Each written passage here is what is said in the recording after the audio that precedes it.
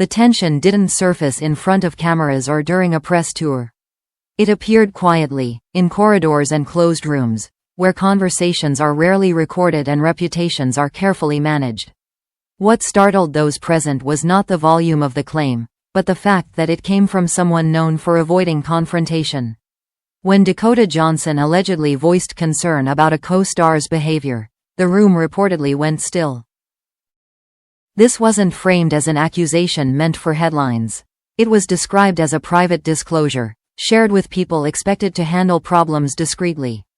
That distinction matters in Hollywood, where the line between raising a concern and triggering a scandal is dangerously thin. The choice of setting suggested caution, not theatrics, and that alone gave the words unexpected weight. Dakota's reputation made the moment even more unsettling. She has long been viewed as composed, professional, and unwilling to fuel drama for attention. Colleagues often describe her as someone who tolerates discomfort rather than creates it. So when whispers spread that she had spoken up, insiders took notice for a simple reason: she rarely does. Behind the scenes, the working environment had already felt off to some. Schedules shifted without explanation, certain scenes were rearranged, and interactions between key cast members became noticeably brief. None of this reached the public eye, yet patterns don't go unnoticed by crews who live on set. In film and television, atmosphere is often the first indicator that something isn't right. Those familiar with the situation emphasize that no names were publicly mentioned. The concern was reportedly raised in careful language, avoiding labels and legal triggers. This wasn't a declaration of guilt, but a statement of discomfort, one that demanded acknowledgement without escalation. In an industry built on plausible deniability, that approach is both strategic and risky. What followed was a series of quiet responses rather than loud rebuttals. Meetings were held with fewer attendees. Communication channels narrowed, the kind of procedural shifts that signal internal review without ever announcing it.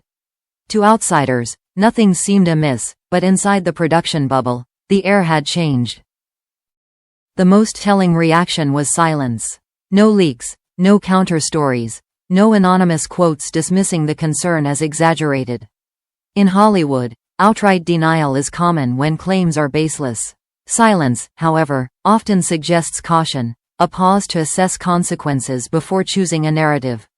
That pause became the breeding ground for speculation. Crew members reportedly received reminders about confidentiality, framed as routine protocol. These reminders weren't unusual, but their timing raised eyebrows. When rules are emphasized suddenly, it often means boundaries have been tested. The message was clear: whatever was happening would stay inside the walls. For Dakota, the situation placed her in a precarious position. Speaking up internally can protect a project, but it can also isolate the speaker. The industry still struggles with how to handle discomfort that doesn't fit cleanly into legal definitions.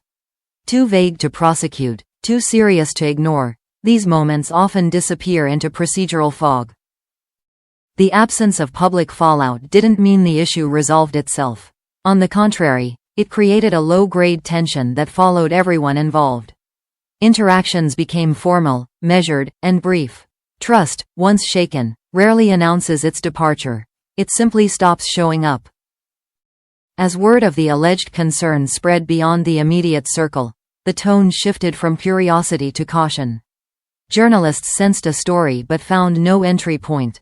Publicists declined comment without elaboration.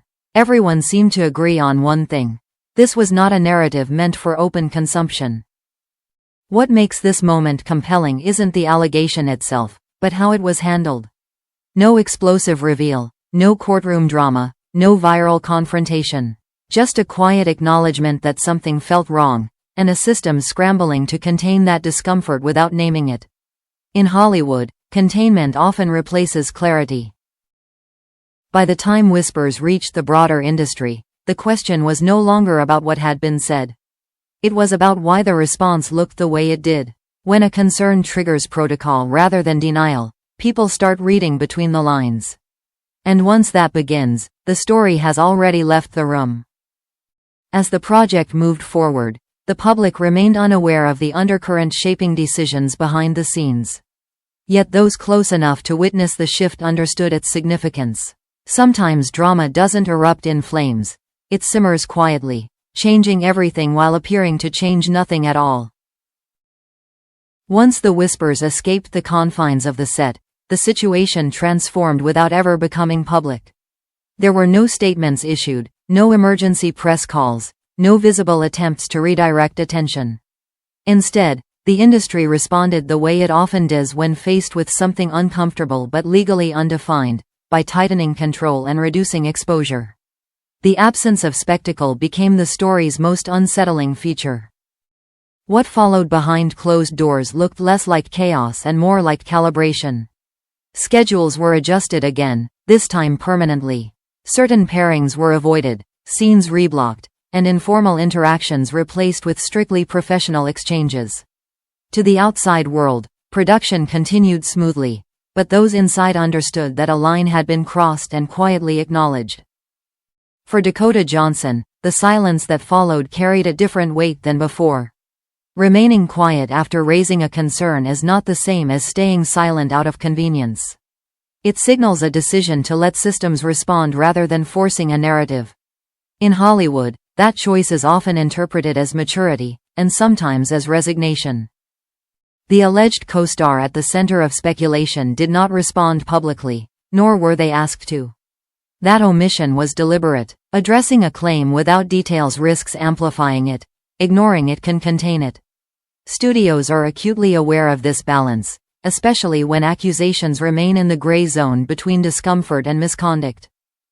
What many don't realize is that drama in Hollywood rarely erupts where audiences can see it. It unfolds in emails, meetings, and subtle career recalibrations.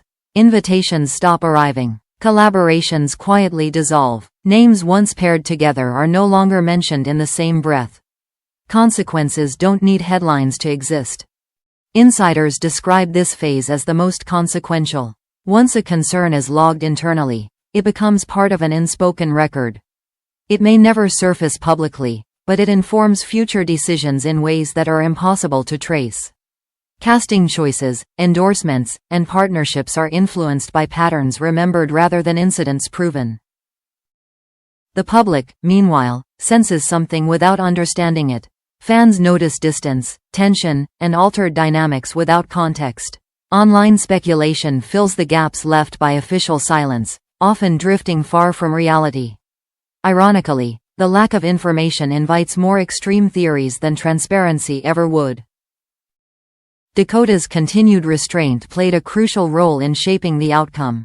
By not escalating the situation, she avoided becoming the focal point of controversy. At the same time, she didn't retract or minimize what had been raised. That balance preserved her credibility while allowing the system to respond on its own terms. This approach reflects a broader shift within the industry. Increasingly, concerns are handled through containment rather than confrontation. While this can protect projects and reputations, it also leaves unresolved questions. Did the issue disappear, or was it simply absorbed into the machinery of Hollywood? Those close to the situation suggest the latter. Tension doesn't vanish, it settles. It alters behavior, reshapes trust, and lingers long after production wraps.